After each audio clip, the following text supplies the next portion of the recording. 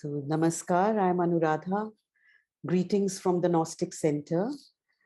A year ago, as a tribute to Sri Aurobindo in his 150th year, the Gnostic Centre started this series, All Life is Yoga.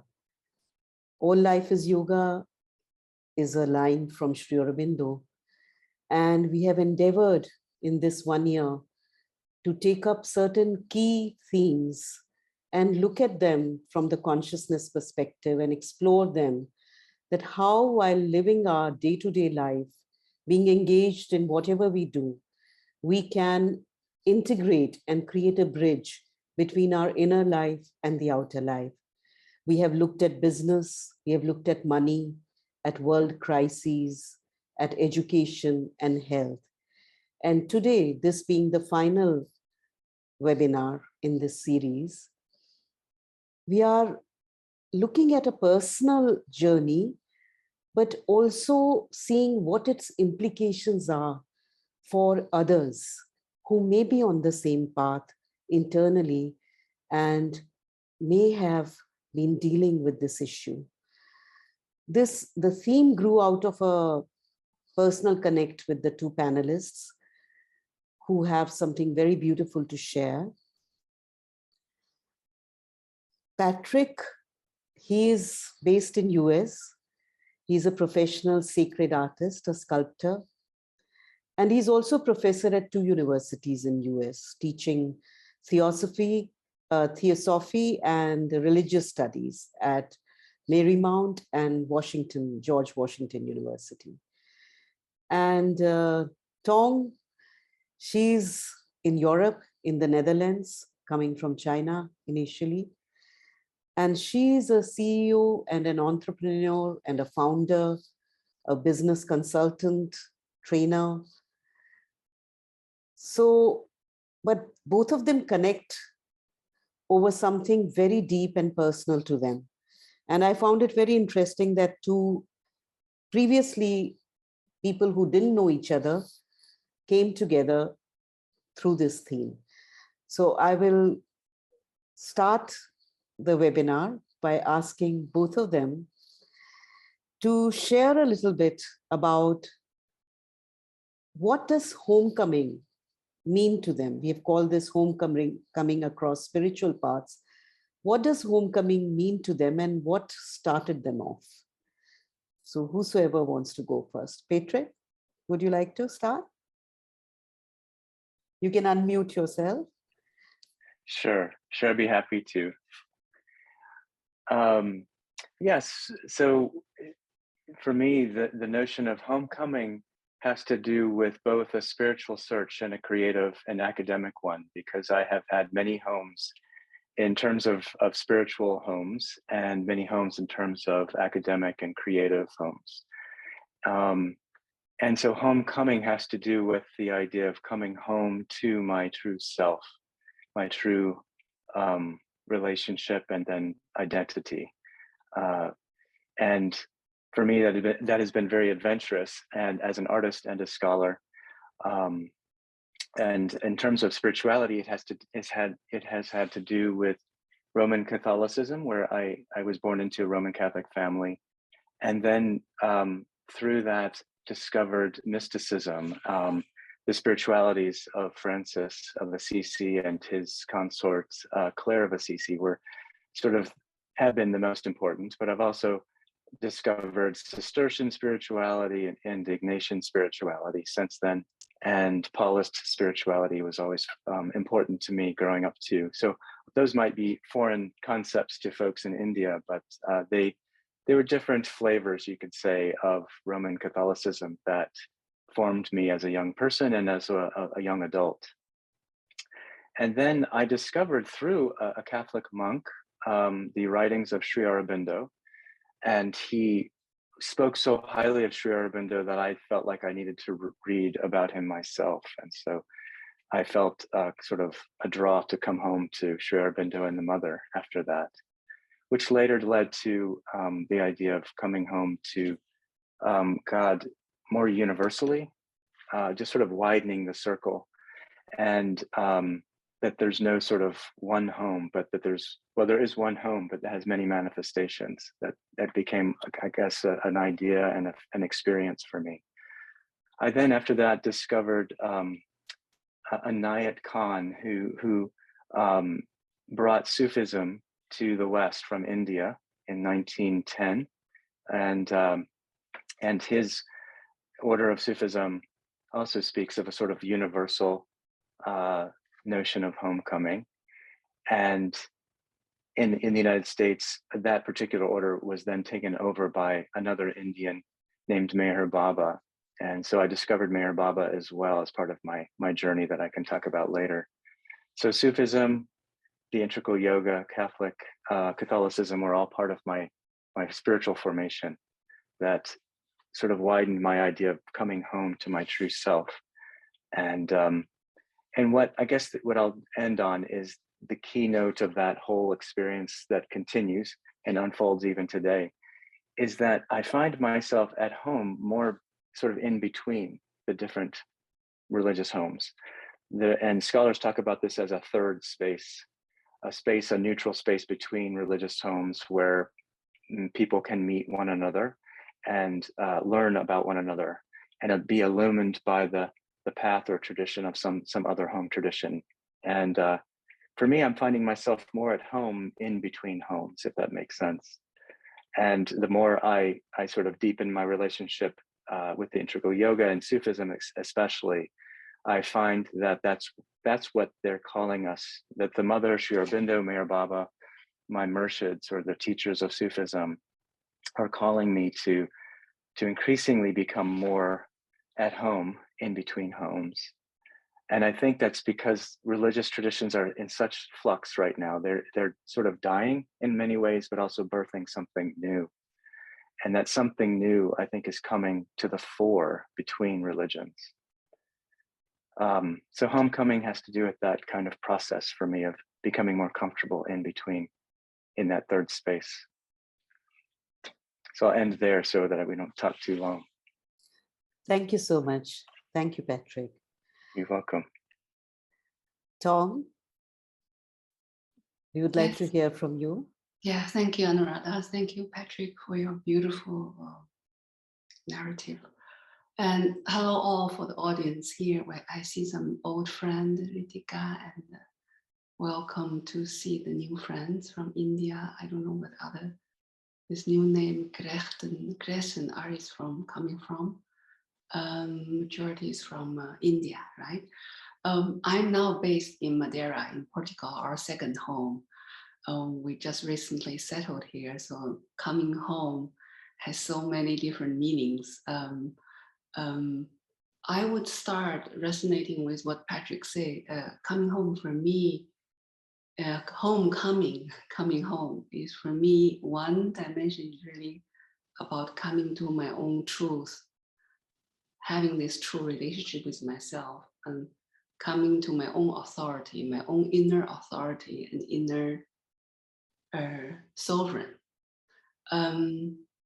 And another dimension is about this, your feeling coming home when you enter into a certain spiritual path.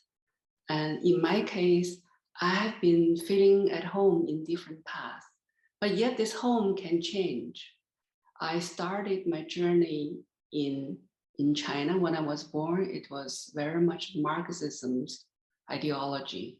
There's no religion, there's no inner path. But yet I was experiencing distinct inner knowing, inner seeking.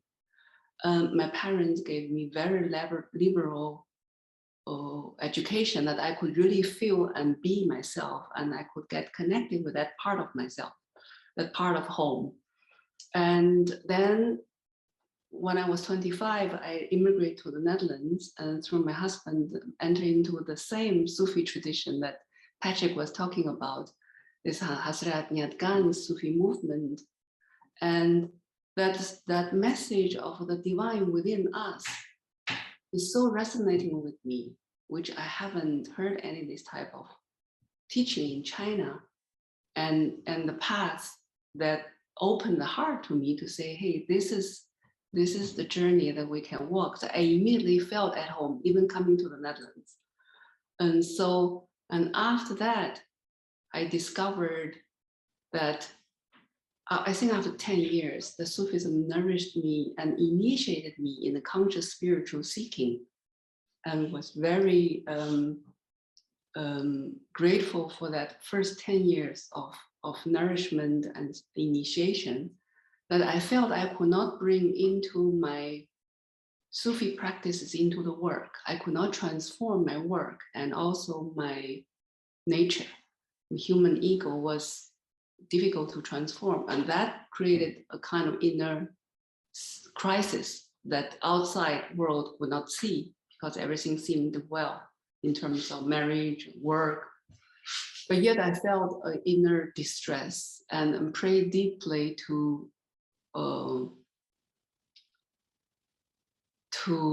be guided. And then miraculously, I was encountering Mother Surabindo's symbol, teaching. Since then, I was settled. I felt second time coming home. I left my previous Sufi home and coming second time like home, and all my questions were answered, and my life made a different turn and different decisions made, and the whole orientation of life has changed, both my work, my relation, my marriage. And I would say, and then 5 years ago, after I think another 10 years, I think my cycle is every 10 years, that I came back to my own heritage, spiritual heritage of Taoism, which tremendously opened, expanded me, and to see what really the multiple facets of spiritual evolution can be, and how different traditions can add to a different specific sophistication in supporting us in coming to our true home. So in that sense, I also feel in the end, all different spiritual homes, different spiritual traditions is facilitating us ourselves to finding our own path, our own true path to leading to our home. So this is how I see and experience this homecoming phrase.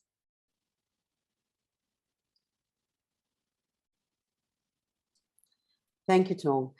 Both of you are talking, you are emphasizing this true home, and you're pointing here that coming to the true home. I would like you to speak a little bit about that, but also, Patrick mentioned about that the religions are dying.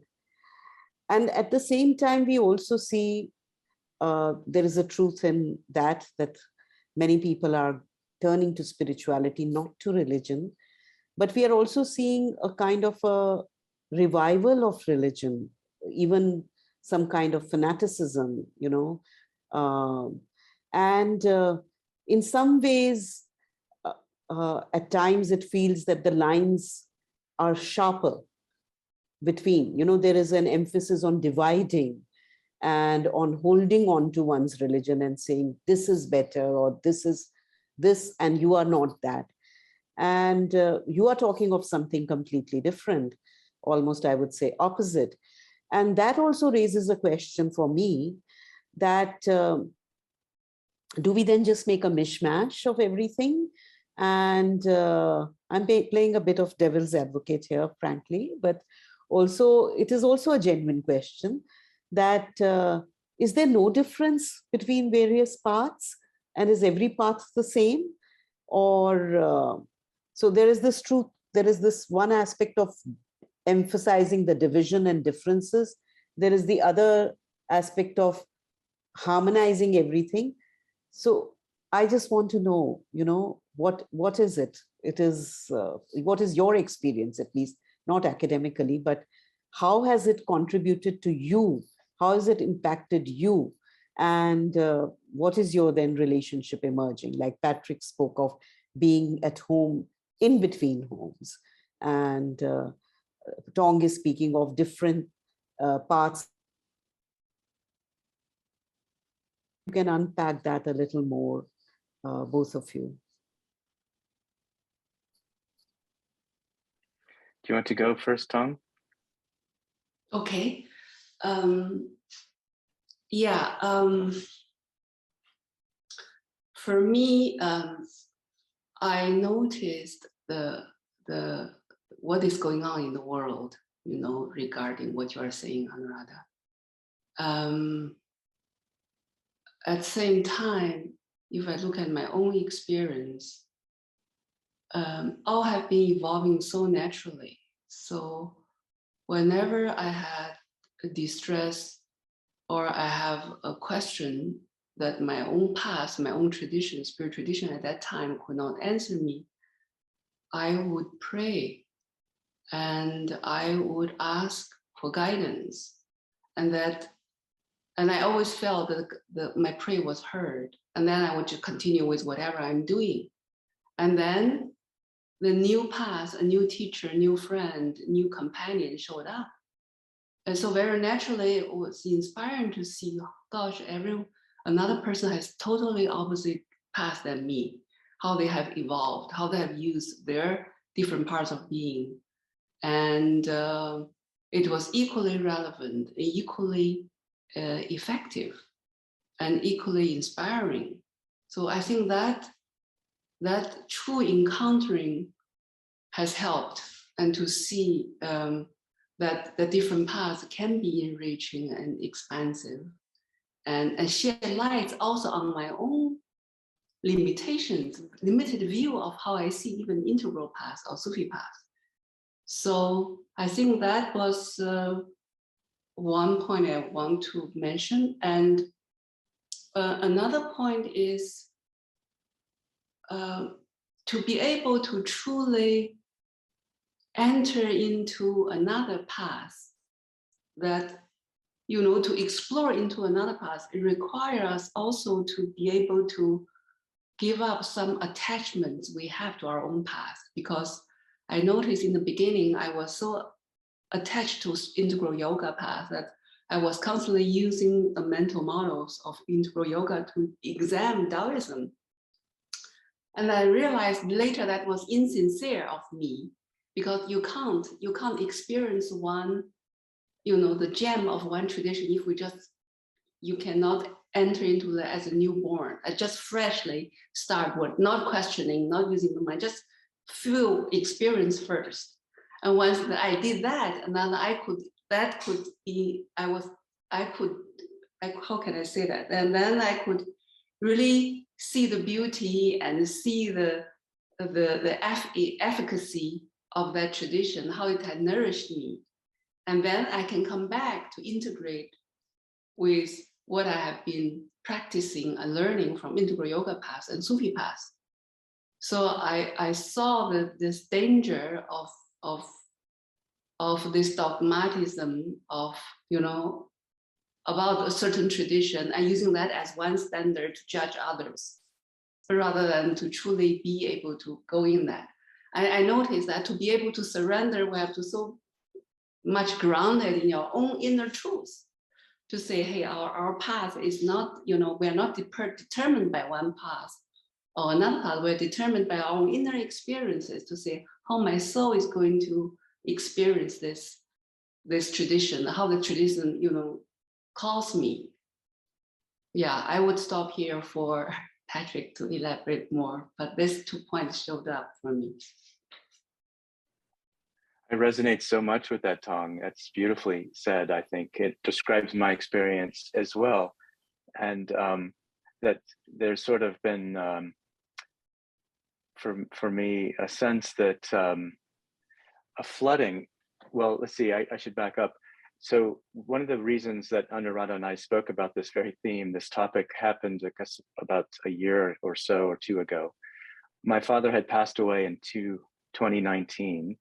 And through the grieving process, I felt called to return home to my Catholic faith and to practice the spiritual exercises of Saint Ignatius, which is a very specific kind of practice that lasts very many weeks. It actually lasted a whole year for me. And so I sort of grieved my father's passing by doing these spiritual exercises in the Catholic Church. And I was sort of doing it every day for an hour, and I would meet every week with a spiritual director, a person who was trained in this method.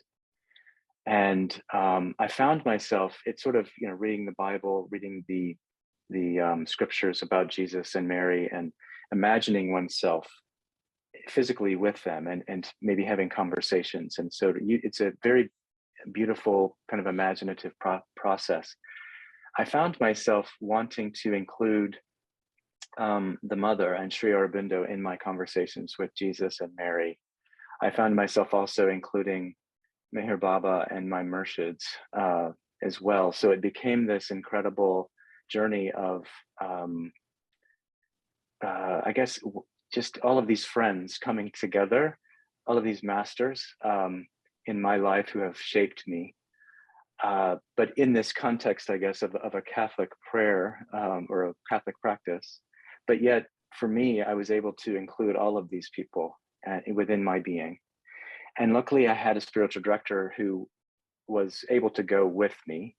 He was a Catholic, someone trained in this process, but he said, bring them in. Don't be afraid. Don't feel constrained. So luckily, I had someone like that. I think that's not always the case, but I was. It helped me grieve my father's passing, and to also, I guess, think of the passing of the mother and Sri Aurobindo and Meher Baba and some of my previous Murshids when they passed away.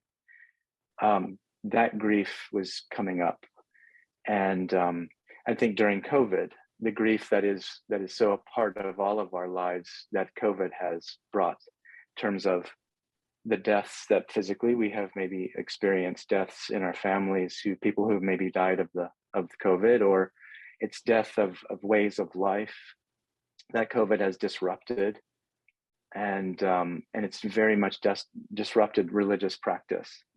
And so I, at least in the United States, I see how people are hanging on to maybe a more traditional religious practice, mainly in Christianity, because that's the context here, but that's breaking apart. Like the Christian dominance of my country is giving way to something more inclusive of other traditions, as more people from other countries and other races, other ethnicities, other religions are coming here, and those traditions are growing larger. And I think, we see it so much in terms of, in the United States, we see this defensive reaction to this manifestation of something more global, something more inclusive, something more complex and interesting. And we're seeing this reaction against that, a tightening of boundaries, saying, no, we can only do this and do it this way. And that expresses itself in my country in terms of the white caste. We can say it's a caste system here, really, the white caste versus the black caste and the different colors in between. And the white sort of Christian element is afraid, I think, of being replaced, when actually it's more of an expansion, I think, that's going on. If we can sort of slow down, if we can open ourselves up and see that the world is opening to many different ways, and that doesn't mean that we're all the same. I think that's your question, Anuradha, that, are the religions all the same at the end of the day? I don't think they are. I think they're very different blends of divine forces that have, grew up in different contexts, and they offer something unique and beautiful, but different from other ones.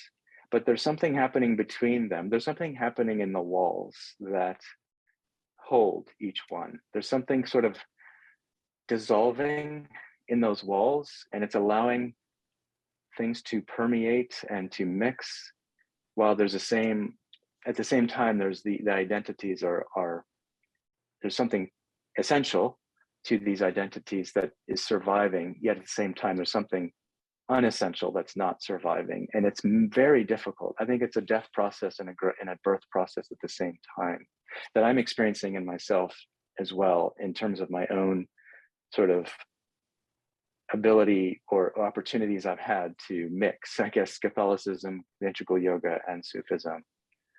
And going forward, it's sort of it's a discovery, it's an adventure, like the mother says. This is an adventure.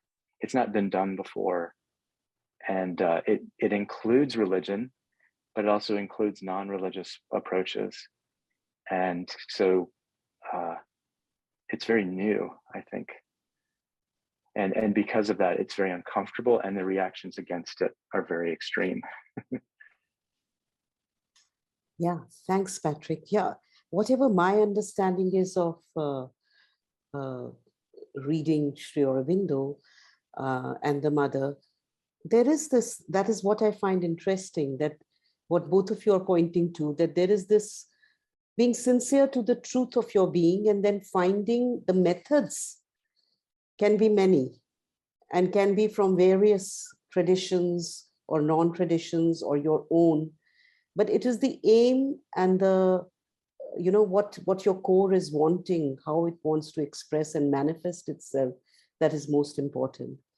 But in the process, like till now, both Tong and you have shared about, you know, how it has helped you grow as a person, how it has helped you integrate various things, come in touch with the deeper you.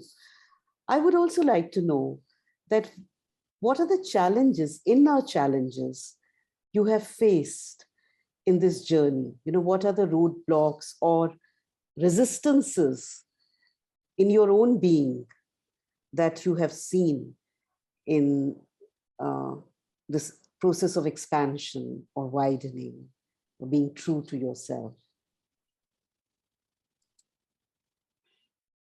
Okay, well, I start. Okay.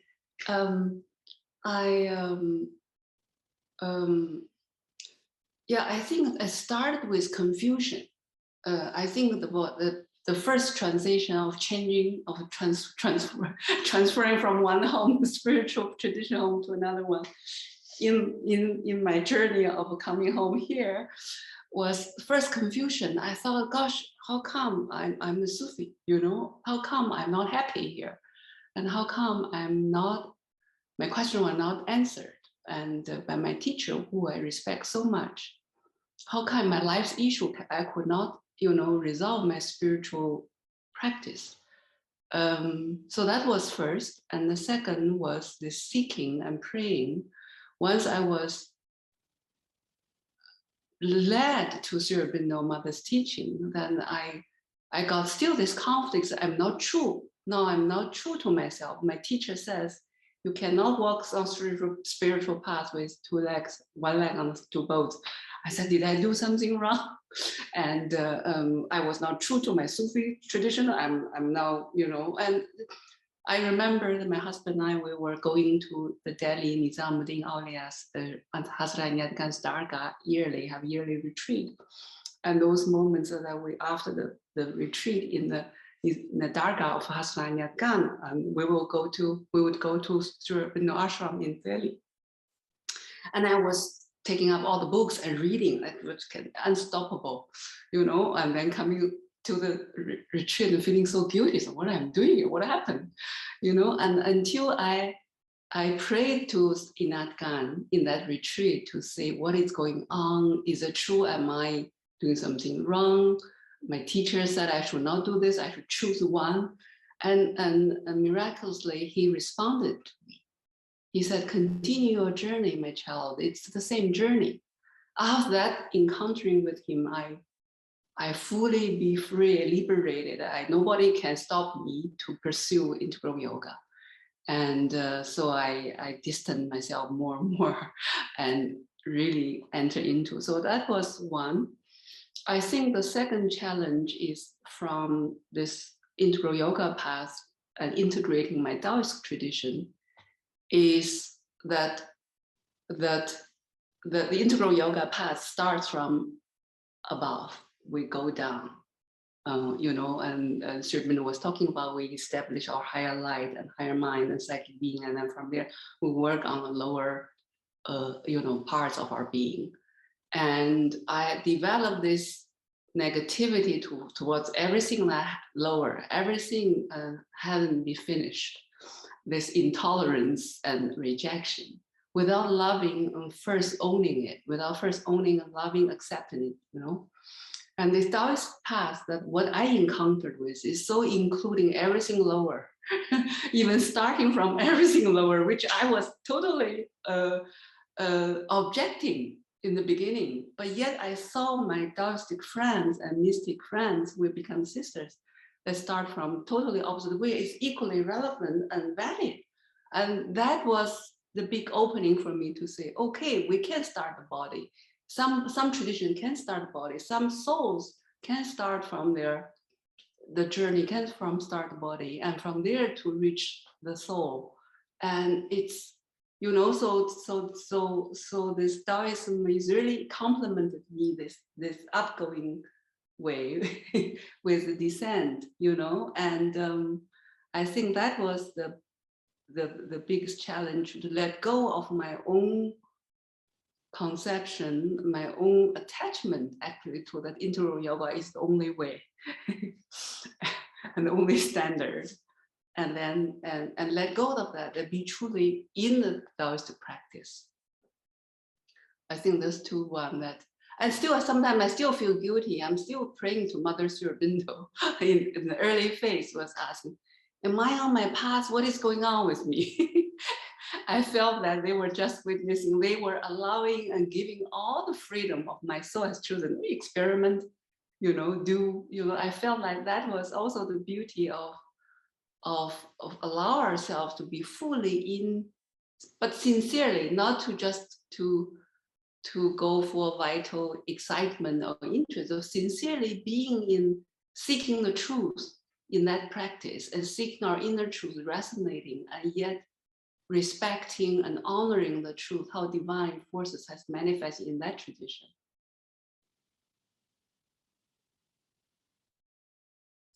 Thank you, Tong. Patrick? Yeah, I have similar stories of feeling guilty, of feeling like, am I doing the wrong thing at the beginning? Especially when I was a Catholic and discovering Sri Aurobindo and Mayor Baba. Let's see, in dreams actually were very helpful for me. I had many powerful dreams when I first initiated, I guess, a contact with these other spiritual figures from traditions that were not Catholic, and the dreams helped me to integrate and to give myself permission, really, to explore these other paths and to integrate them, to widen my circle. The first dream that I had, I remember, was I was at the University of Notre Dame, where I went to school, and I see my friend Gretchen. She is a part of this. She was there with me. But I was at the University of Notre Dame, a Catholic school. I was also discerning priesthood at the time, to be a Catholic priest. And I was also an artist and discerning how to be an artist. And I was reading Thich Nhat Hanh at that time, a Zen Buddhist, as many will know. And I was confused as to why I was a Catholic, because his Zen Buddhism was so attractive to me and so beautiful. And I felt like it was no different than the mysticism I was learning, and in a certain way, to the mysticism I was learning in the Catholic tradition. And I had a dream of the Buddha. He came to me in this dream where he was giving blessings to devotees who were in a long line for sort of darshan for him. And I got in that line of darshan, and I saw that people were becoming light as they got in front of the Buddha. And I felt like, oh, I want to get in front of, I want to become light too. And so it's finally my turn. And the Buddha didn't give me the meaning of life. He didn't do any special blessing. He just started talking about the weather. And this was very annoying to me. I thought, I want the meaning of life. I want the blessing. I want to become light. He pulled out of a drawer a rosary that I recognized right away. It was a Catholic rosary that belonged to my grandmother. And she used to pray this rosary when I was a child. We used to go to mass together, and she would pray this rosary. And he gave this to me as a gift. And he said nothing else and continued talking about the weather. And I felt incredibly like I was being told to just sort of to bloom where I'm planted, I guess would be like to appreciate the Catholic faith that I was born into. And I could bring Buddhism with me if it would be okay. Buddha would bless me that way. So it was an affirmation from the Buddha of Catholicism that began my journey to Sufism and integral yoga, that allowed me to give myself permission as an artist to be inspired by all these different traditions and to create artwork that would be expressive of all of these traditions, and to practice my own sadhana, my own yoga, my own practice, inspired by all of these traditions at the same time. So I had dreams of Sri Aurobindo that did the same thing, where he basically blessed my journey, and Meher Baba also came and did the same thing. Amazingly, it happened over a few years. And I'll end with one story that happened in Pondicherry. In 2012, the Sufi community that I belong to, we went to on pilgrimage to Maharashtra state, to the ashram of Meher Baba. And it was a celebration of 50-year jubilee of a East-West gathering that he had given. I see someone nodding, maybe you were there. But anyway, so in 2012, we were all there celebrating. And then it was an amazing experience. People from all over the world celebrating the East-West gathering that Meher Baba had done in 1962, which was like a way for him to honor the union of the East and West hemispheres, and to honor all the world's religions, to honor a new age, a new Sat Yuga, you could say, and a closing of the Kali Yuga. So we had this, music and poetry and performances. My wife and I from there flew to Madras, Chennai, and we went to Pondicherry for the next leg of our trip. And we went immediately to the Samadhi of the Mother and Sri Aurobindo. And I had never been to Pondicherry or the Sri Aurobindo ashram, though at this point in my life, I had been studying it, and I'd been doing my PhD studies as well, and writing a dissertation on the integral yoga. So I was very excited to see the ashram and to go to the Samadhi, the tomb shrine. And I immediately felt like I loved this Samadhi better than Meher Baba's Samadhi. Like that was the feeling I had. And I immediately prayed to Meher Baba and I said, Baba, I'm so sorry, but I like this Samadhi better than yours. And immediately, as I felt guilty, like, oh no, I shouldn't feel that way. I should have more of I don't know. I just felt guilty. And so I started to think other thoughts, and immediately a thought entered my mind that was not my thought. It was Meher Baba's voice. And he said, I am here. And that's all it was. I am here. And it felt like I came home to Mother Sri Aurobindo, and Meher Baba was blessing it. And I was coming home to Meher Baba at the same time. And that had the reverse happened, that if I had gone from the Samadhi of Mother and Sri Aurobindo and went to Meher Baba's Samadhi, I could imagine Aurobindo and Mother saying the same thing to me, that I am here. And so I cried and I was laughing at the same time. And I kind of had to put my hands over my mouth so I wouldn't make too much noise. But it was a very meaningful experience that has stayed with me. Thanks so much for sharing that. It's very, very touching and meaningful. Yeah, as we are a small group, I would like to Radha, open. can I add a few more points? Sure. Tom, go Inspired ahead. by what Patrick was saying. Yeah, please. I also, exactly what in my journey I noticed that even those challenges is when we coming across different spiritual paths on our journey, that even the challenges and difficulties are meant to train us to trust our own agency and to claim our own agency, to say it's not about the path, it's not about the guru, it's about you, own your power and access that power and access that discernment to walk your path. And that was, I felt also what I was so moved as Sri Aurobindo. I have very best Sri Aurobindo because I have a very close relationship with him. And I have so much devotion for him. And in the process of practicing those practices, I was always feeling, am I true to him? But yet, I always felt that freedom that I have, and he always put highest than, my own freedom is more important than even the transformation of this being.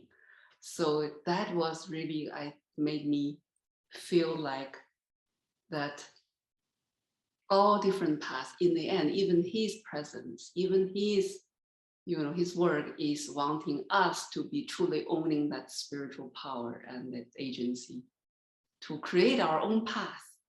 And yeah, so this is what I want to mention about your wonderful question of Anuradha about these challenges and difficulties.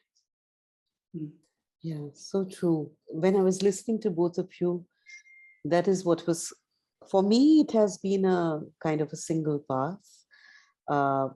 But from total agnosticism to Gnosticism, that was a shift. And but I noticed the same things, that when one discovers a path, there can be a tendency to be kind of fanatical about it and rigid, and actually doing a disservice to the divine and to your guru. Because I'm sure, and that is what you are saying and what I have also experienced, there's this tremendous freedom. And Sri Aurobindo says again and again, find your inner guru. Ultimately, it's not just, don't believe something just because I'm saying it. Question it, live it, experience the truth of it. And whether you start from top or bottom, the descent or ascent, yeah, there is a way given, but it is not that has to be the same for everybody. And that is what, as you read anecdotes, conversations, more than the philosophy, when at least I find when I read personal conversations and guidance from Sri Aurobindo and Mother to devotees, you find such a variety. Because when we read philosophy, there is a tendency to be rigid and say, oh, Sri Aurobindo has said it, this one has said that, this is how it is. But that's all here. But when you read conversations and how they are guiding, and to one person they are saying something, and to the other they are saying totally opposite of it. So that again points to that, what is my calling, what is my need, and to be true to that, and then whatever works. But the challenge is not to get lost in the different paths, but to be true to that, and then everything unrolls so beautifully and harmonizes. That is what is coming across to me listening to both of you. It would be nice that as we are a small group, like I was saying, that if there are others in the group who want to share or ask something, that they go ahead. Would that be okay? And even Tong and Patrick, if you want to ask each other something, you're most welcome to. Yes, please. So it is open to all of you.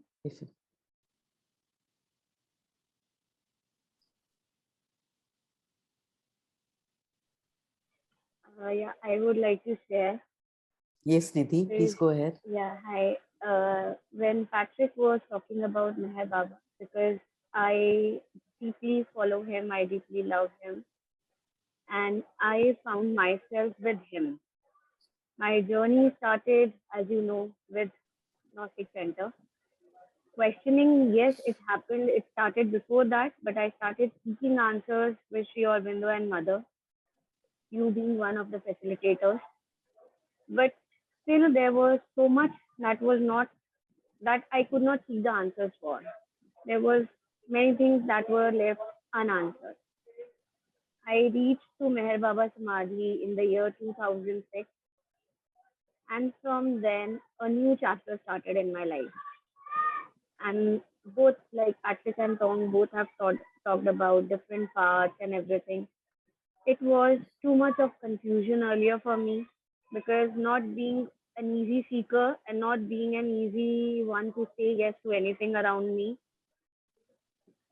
the tests were going on from both the sides. If I'll say if Baba was testing me, I was equally testing him.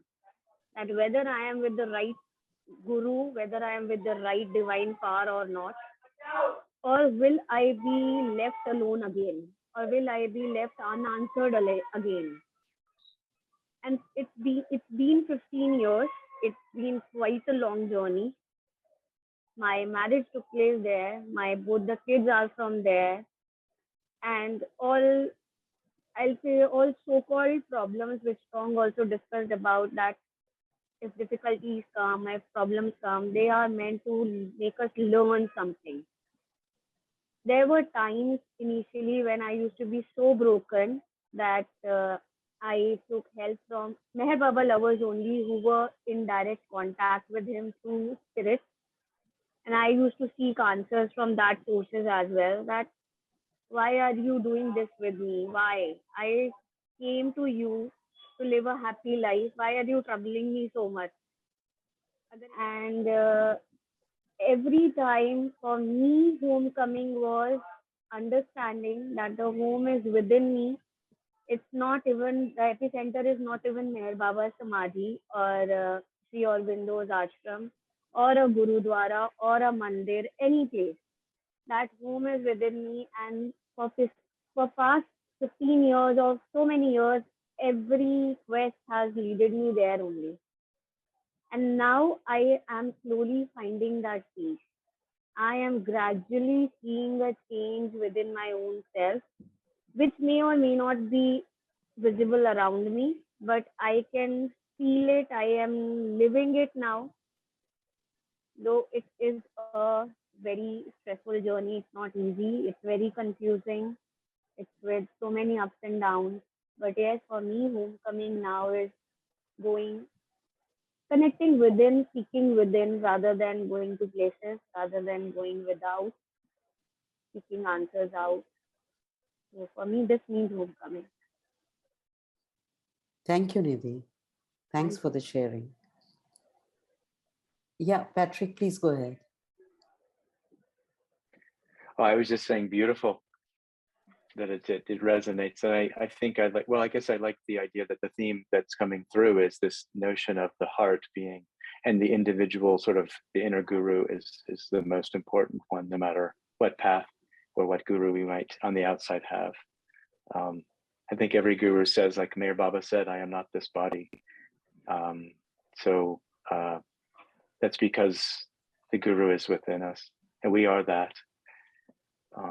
Just trying to get more conscious of it. But anyway, I was mainly just appreciative. Thank you, Nidhi. Thank you, Patrick. Anybody else? I had a question. Yeah, Nishi. Just listening to both of you, Patrick, Tong, it was, I think, a very reflective exercise for me about my spiritual home. And at this point of time, I feel pretty homeless in that way.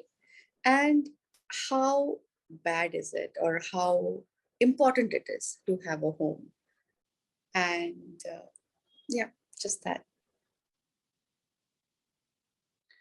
Nishi, may I have a question to clarify? Once when you say you feel homeless, you mean you feel homeless in the sense of your inner orientation homeless, or you feel like in your spiritual journey now you don't have a connection, association with certain spiritual tradition? Yes, the second one. Second one, yeah. First, I would want to just feel what I feel, Nishi. I think it's not bad at all. You know, when we are not in association with other spiritual traditions on feeling homeless, there's opportunity to discover what that homelessness is. What is that void wants to tell us and wants to teach us? And to sit with that feeling, I don't think it's bad at all. It's another way of blessing. Maybe it's a time for us to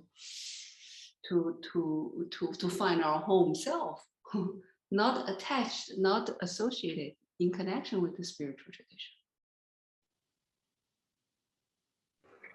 I agree with that. If you don't mind me, I think it's so important to have experiences both of being in a home and then being in between them, or being homeless. And both of them have their lessons and their opportunities and blessings. and challenges both. I mean, I come from a very Catholic, I mean, the Catholic Church is a very home, very firm walls, very, very clear roof, and very clear boundaries. And I know what that is like. It can be very comforting and helpful. It's like a womb that can be a protective container to birth something new. And I needed that, I think, as a younger person, especially when I was an artist trying to find my way. And I needed clear boundaries and walls that defined my identity. And I needed that. Then there were times later in life when I sort of imbibed the blessings of that and was ready to be outside of any kind of clear boundary and to see, well, what is inside of me that could grow when there's no boundaries outside of myself, and I can just sit with that. Like I think Tong is saying, sit with that and not be guilty or afraid, or to be guilty or to be afraid, and to look at that and just witness it, and to get outside of those feelings and sort of just witness the guilt, witness the fear, witness the discomfort, and see what sort of inside of those very difficult negative feelings might blossom. Because inside of those oppositions is something beautiful always. I think that's been my experience. I also Thank feel, yeah, thank you, Patrick. I also feel, Nishi, that, and I don't know, I feel like in China, in India, we're all both coming from collective society. That group and family, and we all know belong to a group is more important. And then once our inner being calling us to come step out of that, to spending time on our own, feels like, oh, something's not okay. But actually, sometimes in my experience, one dissociating myself from a group helps me truly establish my own needs and knowing my own individuality. And it's quite opposite than the culture was wanting you. And sometimes I had experience that I need to be fully grown up before I have to first dissociate myself with all the influencing forces around me, negative or positive. So in that sense, homeless can be even positive. It's an important step to grow our own power. Thanks.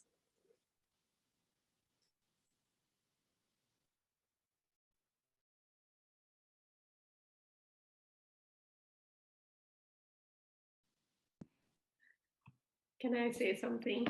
Yes, please, Jayashree, go ahead. First of all, I'd like to thank both Tong and Patrick for this extremely insightful and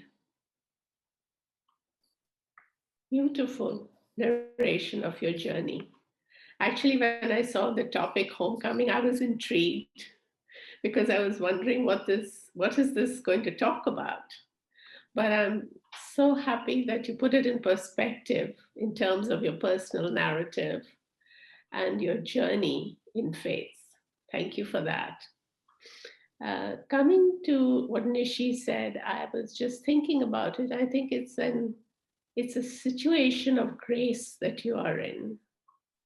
Because when we are truly in that in-between space, it's an opportunity to aspire. It's really an opportunity to open ourselves to the mother, to the vast forces, to the divine force that she embodies, and to really aspire and surrender completely to her. And she will find the way for you. That inner guidance that comes through with the mother is homecoming. So not to feel lost or despair, but to see it as an opportunity to aspire. Because I was in that position once when I first came to the US. I suddenly had lost all my bearings and I did feel very homeless. And I continued aspiring to the mother. So thank you for asking that question. Thank you. There are a few people joining via YouTube also, and one of them, Shilpi, she's responding to you, Nishi, I think. She says, is it also a phase of the life to being homeless? Is it also a kind of a phase of life? That is what she's put there.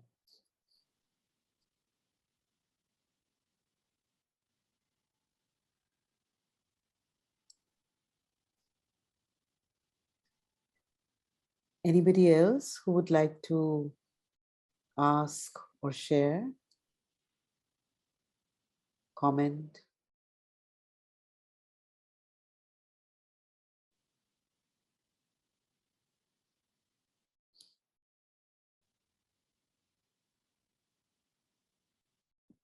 Can I say something?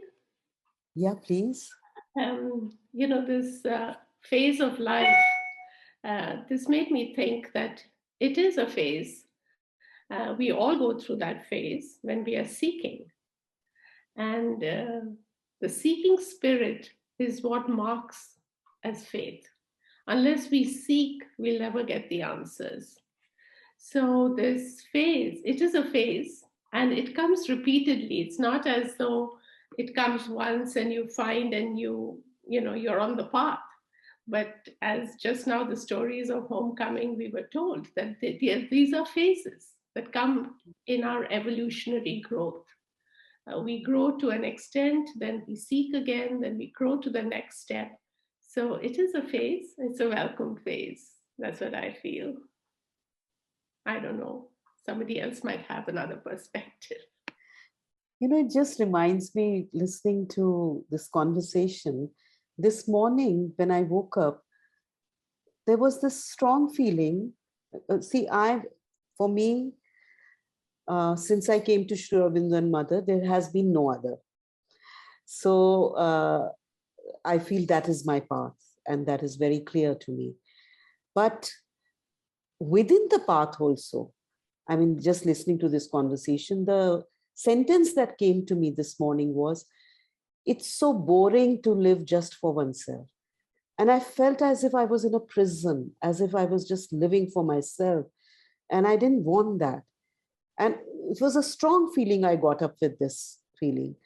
And listening to your conversations, it suddenly struck me, even if you are on a path, and even if you, so to say, have a home and you are, but yeah, these are phases where the moment you are not being sincere to your own aspiration, in the terminology that we are using today, we are homeless.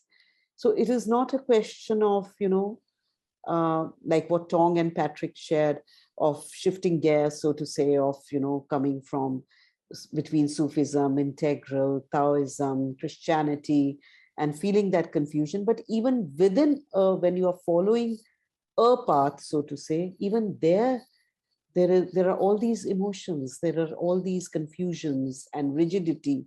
And I think it is, again, the moment one is insincere, and which are many moments, but that experience is there.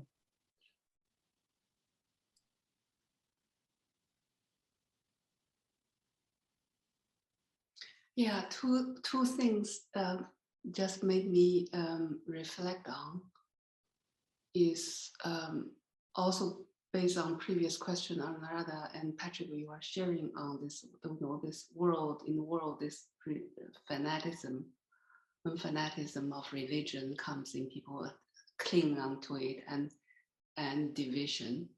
And I felt like it was because of Earth in such a rapid transition and so much upheavals that people want to hold on something to be safe.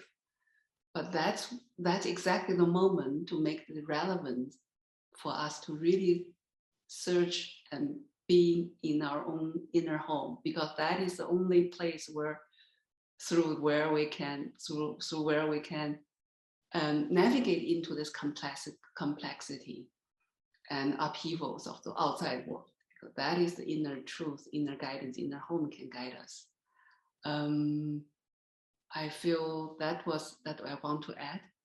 And also the point that Patrick was talking about, it once our inner home is experienced, and we can experience this inner home in different traditions and enriched by different traditions. That home is so out everywhere. So there's no division between this inner home of this tradition, being home with this tradition, or outer home. It's really wherever we are home, because this home is divine, and divine presence is with us everywhere. So that I was so grateful. I felt that without the, I consider myself a mainly integral yoga practitioner before, after I entered into the past. But I noticed I would, if I would die for not to miss the experience of the Sufi way that had shaped me, and not missing this Taoist tradition, that how that practice has enriched me and entered into my body, the bodily experience of this spiritual oneness and bodily experience of this spiritual seeking. Because Taoist practice so much into also the body, and made me discover how body is such a refined and sacred instrument of wisdom, of truth. It's not just another, a thing. And that brings so new perspective and enrichment, even deepening of my integral yoga practice, and of my experience of what Sri Aurobindo Mother was writing. Totally, it has new different dimensions and depths. So that I was so grateful about how divine was really manifesting all these beautiful truths, facets of divine, which is infinite through all these infinite traditions. And our soul is such an evolving, we are such an evolving being that all parts of our being needs to be nourished with different, different traditions and different practices. They're so refined. Yeah, this is what I want to say, just inspired by what you were saying, Anuradha, just before, and Patrick. Yeah, if I can say something too, I don't know how much time we have, but Devashish Banerjee, I don't know if some of the folks know him. He and I have become friends over the years, and he speaks very beautifully about these concepts that the integral yoga really is the super mind, which is that's the way in which Sri Aurobindo understood the new energy that's being manifest on the earth. And this super mind is something that allows for the integration of everything, and the personal practice of anything to be personally meaningful, and to be that which is appropriate for me or for you, and that it can change over a lifetime as well, that the practice of the integral yoga can look very different in one period of one's life compared to another. And just the regular kind of yogas we might think of, you might be a bhakti might be more important in one life, one part of your life, and then later in life, jnana or karma yoga or Taoism or whatever we might discover. And that's really important, I think, right now, because of the way that the supermind is really dissolving all these boundaries, not just religious boundaries, but political and national boundaries, and psychological ones within us. And it seems to me that the coming home is very difficult now. It's more of a challenge than it ever has been. And it includes the body, like you're talking about, Tong, that this is no longer sort of an ascendant spirituality that would sort of leave the body behind and join our consciousness with spirit. But how do we awaken? How do the cells of the body, like the mother experienced, how do we deal with the cells waking up, doing a yoga of their own, the yoga of the cells? I mean, I love that, because as an artist, someone who works with matter and materials and shaping them into something that can communicate divine messages and force and consciousness, that this is a new time of descendant spirituality, that Supermind's descending, and there's something possible now in our bodies to awaken to a new home, that we don't need to sort of leave our earth to seek heaven, that heaven's coming here, I guess, in my Christian language, that the body is becoming a new home to find the divine and walk it on the earth, no matter where we are.